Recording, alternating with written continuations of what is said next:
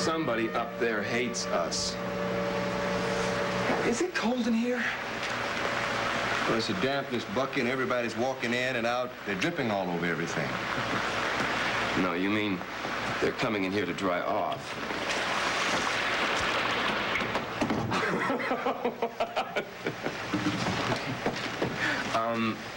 How is it out there? Lonely.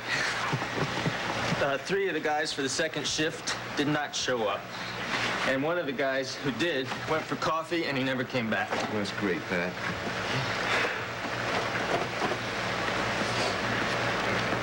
Pat, could you do that outside? Next time. Sorry. Pretty miserable, huh? Yes, it fits.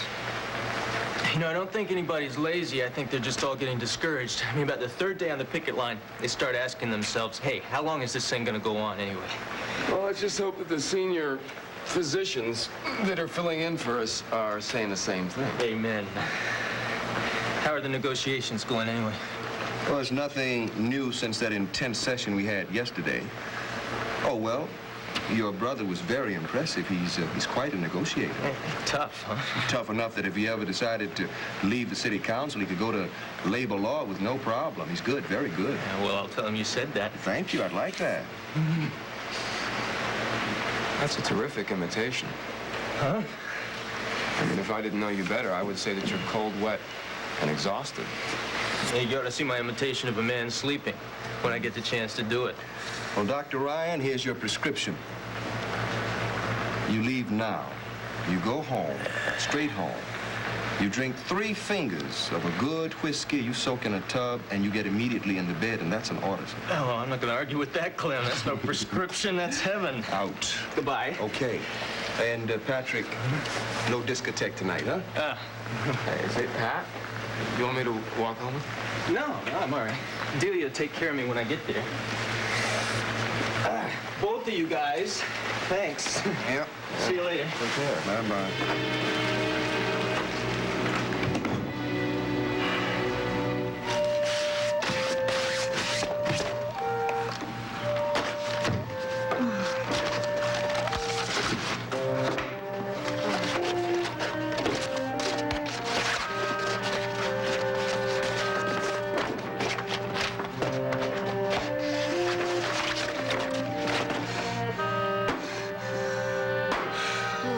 Making a mess of this.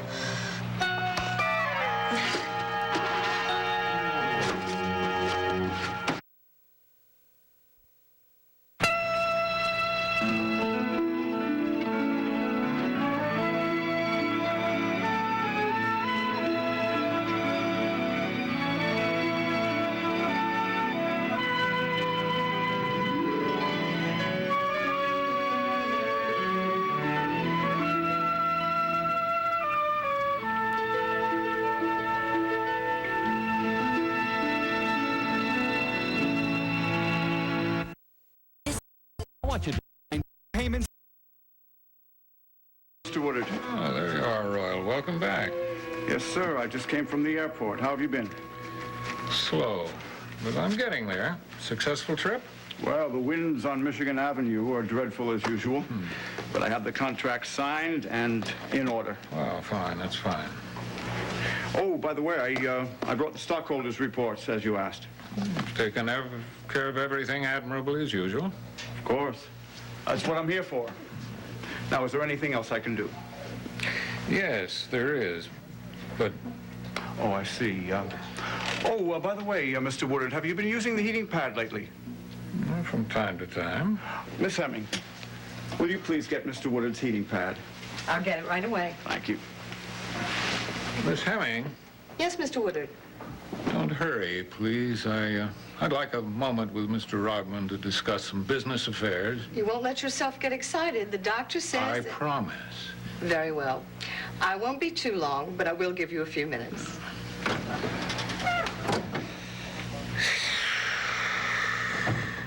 You know, I keep telling myself that this is just the fantasy of a sick man.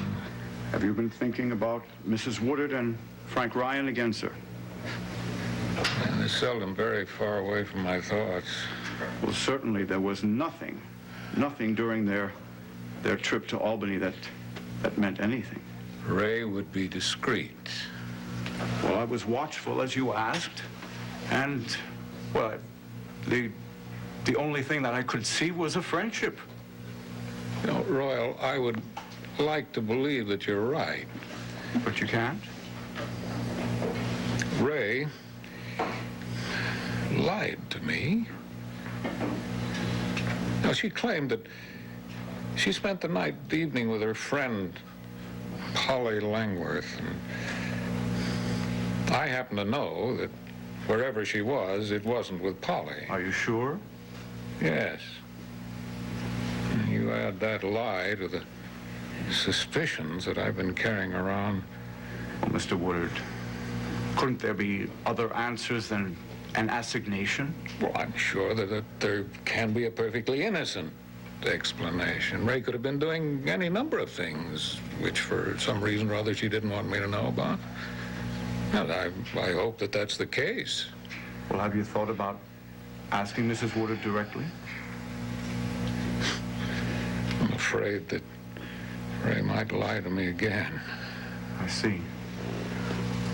I know damn well that I'm never going to stop worrying about this and wondering about it until I get an answer. Well, if it's bothering you that much, Yes, it is. Royal, I don't care how you go about this. In fact, I'd rather not know.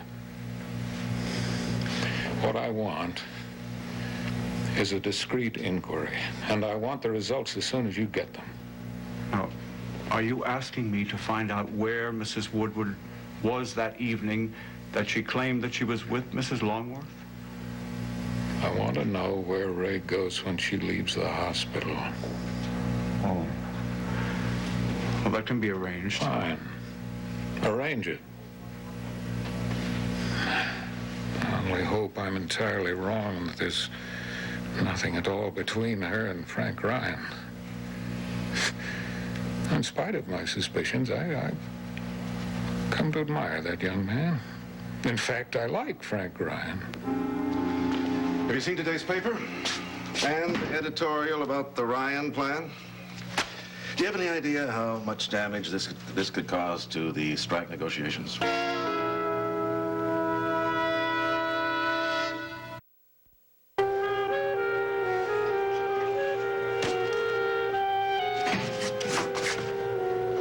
Patty, is that you? Yeah, it's me.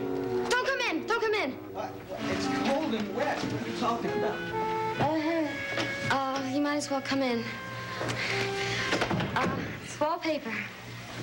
Yeah. I wanted to be a surprise for you, but I wanted to get it all up before. Do you like it? Dee, we have wallpaper. Oh, yeah, I know we do, but this would go on top of the old wallpaper. Don't you remember that terrific article where it talked about the contrasting wallpaper on one wall, so it looks really exciting and you have a certain sense of the unexpected, right? Well, I can certainly vouch for the unexpected. Oh, come on, honey, don't make fun of me. I want all this to be up when you got here. I wanted to surprise you, and I wanted you to be glad when you got home. Honey, you don't have to do things like that for me. Yeah, I know I don't have to, but I want to.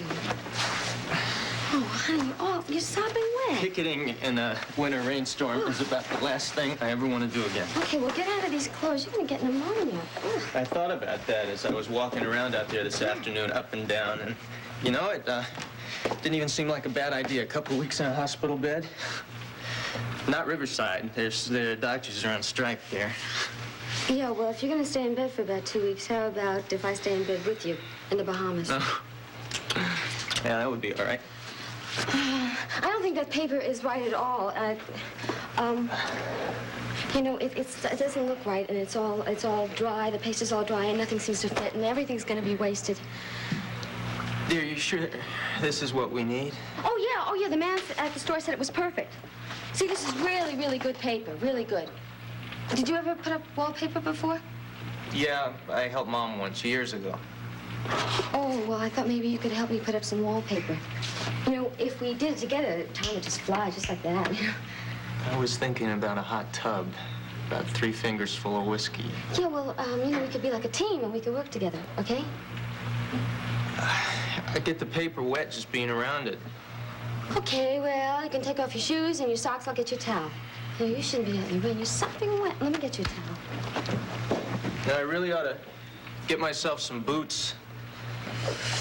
You know, the real mistake I made was trying to do this without you. Really, we were much better off when we do things together. That feels good. Okay.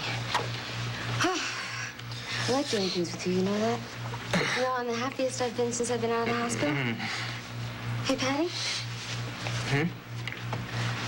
Do you like the paper? I mean, don't just say that you like it if you don't like it, really. Yeah, I like it, sure. I mean, even though it's all bunched up over there and it's crooked, does it matter? Well, honey, I guess if we're gonna do it, we ought to do it right. Okay.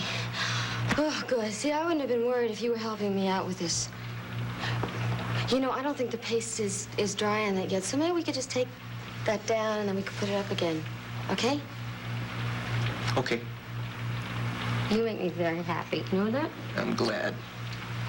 Dee, could you do something for me?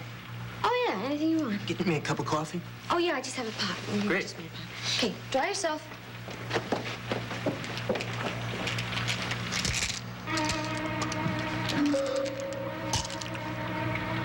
Want a piece of Danish? No, thanks. Go. Thank you. You know, you're drinking a lot of coffee these days. Well, times like this, I need something to get me going. Okay, well, you're the doctor.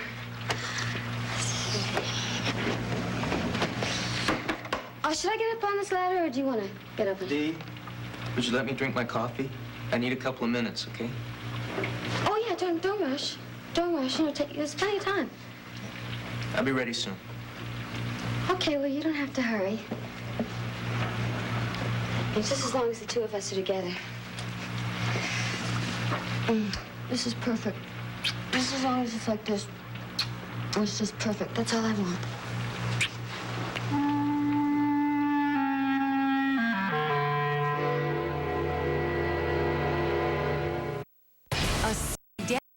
Almost like programming. Easily. Whoever it is, I haven't seen it yet. Where is it? It's the lead editorial. There. Failure of the hospital administration to accept a settlement worked out by City Councilman Frank Ryan can only be attributed to limited grasp of the seriousness of the situation. Limited grasp, huh? Councilman Ryan's plan, which provides for the curtailing of auxiliary hospital activities in order to free necessary funds. Auxiliary hospital activities, indeed. It's the emergency room.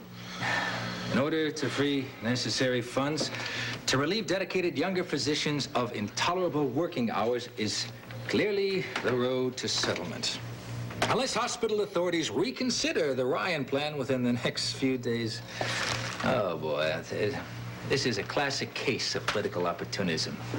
Frank Ryan, building his own image at the expense of the community, the hospital, the patients. Yeah, with the help of William Price Woodard and his wife, obviously. Well, it may help Councilman Ryan, but it certainly isn't helping us. Newspaper editorials demanding that the hospital give in to strikers, well, it will only make things that much worse. And when we finally reach a solution, if it's anything close to the Ryan plan, you can bet that Frank's going to claim credit for it. Unless I'm very much mistaken about what's going to take place upstairs, I don't think there's going to be any settlement to take credit for. You know, what really puzzles me is Frank letting himself be used this way. I've known him for years. I've always liked him. No. Never underestimate what a politician will do to further his career. Oh, my. In my opinion, Frank Ryan puts nothing ahead of his political activities. Nothing in this whole wide world. Mr. Woodard, I wondered if you would like to tell me a little bit more about Mrs. Woodard and Frank Ryan. No, I don't think so, Royal. Well, it occurred to me that there might be some personal reasons. I mean, well, something that I could follow up on? Well, there's nothing else beyond that unusual enthusiasm that Ray has when she's involved with Ryan and planning his political career. You've seen that. Yeah, she is very enthusiastic, yes, but I seem to remember a time when she was even more enthusiastic about your political plans. But Ray's an enthusiastic person. You don't have to tell me that. You don't have to sit there trying to figure out ways to talk me out of this. I want to find out. I'll do anything you ask, of course. Ever since Ray first came to work in the office, I put a lot of confidence and trust in her. She's very devoted to you. I know that she is. Yes, I've always thought so.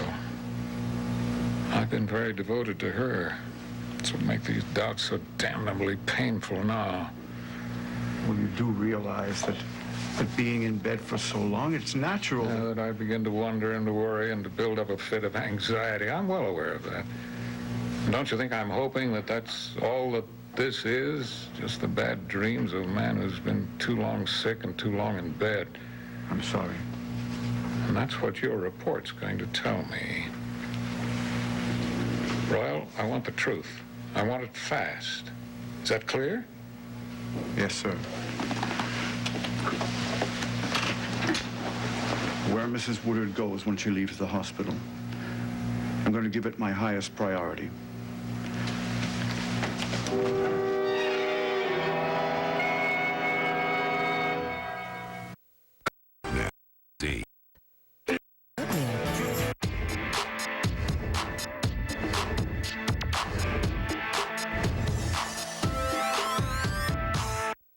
All this requires is the skilled hands of a neurosurgeon. Yeah, I agree. See, I feel if I touch it, then I'm going to tear it. No, if it tears, all I have to do is ask for sutures and then stitch it up, right? Hey, Patty, I feel kind of silly. I'm standing here. I'm not doing anything. Do you need me to do something? Yeah, admire me extravagantly. Oh, I admire you extravagantly. Okay, tell me that my years of training in medicine will not have been wasted. They were not wasted. You are terrific at everything. Now, tell me that the sight of this beautifully positioned piece of wallpaper makes you want to sing and dance. It makes me want to sing and dance. I mean, what else would it make me want to do? We're going out to do our living room. You are out of your mind. Hey, I make more sense than any man in this room. You are crazy. You are really crazy. Like a fox. And you're my chicken.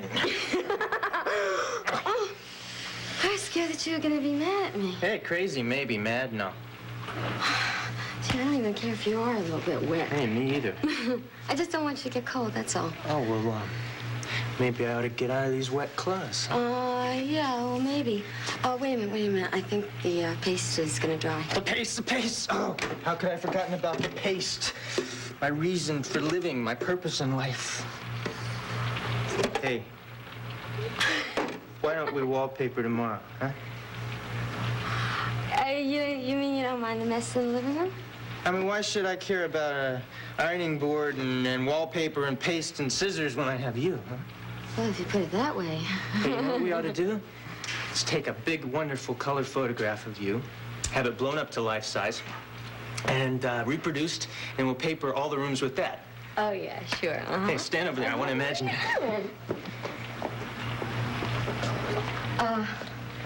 How are you gonna know which the real one is, huh? Yeah, I'm a doctor, right? I know about things like that. Now, how would you like to appear? Pose.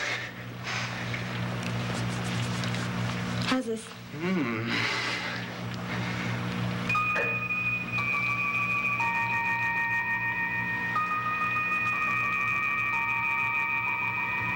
It's really something. You like it? All those colors, yeah. Colors? Uh-huh.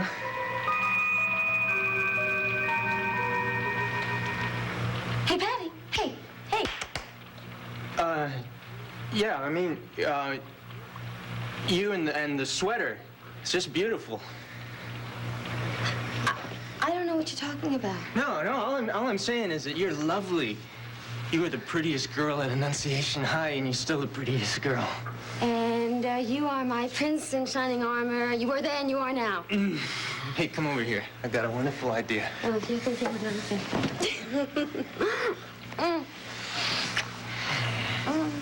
Oh, Patty, this is wonderful. Honey, how come it always can't be like this? Hey, well, we'll just have to work on it. Well, I remember when you were at Bishop Mahoney, and I was at Annunciation, and I would always dream that the two of us could be together. I don't know, I guess I just feel a little funny. Why? What is it? Well, maybe it's because I'm superstitious or something like that. It's just that I feel like I have everything that I want. So I guess that scares me a little bit. Oh, Dee, don't be scared. Hey, the thing is, I knew that I haven't been around for a while, and I know that's why you got No, sick. it's because you were busy, that's Yeah, all. but I'm gonna be here for you now. I'm gonna be here anytime you need me.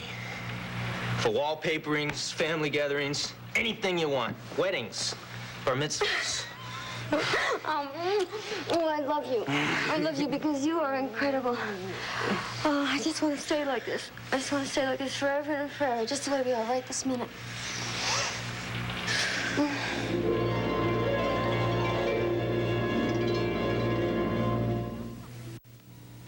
Anna Devane reunites with past love Robert Scorpio as the night shift becomes the center of a racial storm. The hospital drama you can't miss. An all-new General Hospital Night Shift. Tonight at 11 on SoapNet.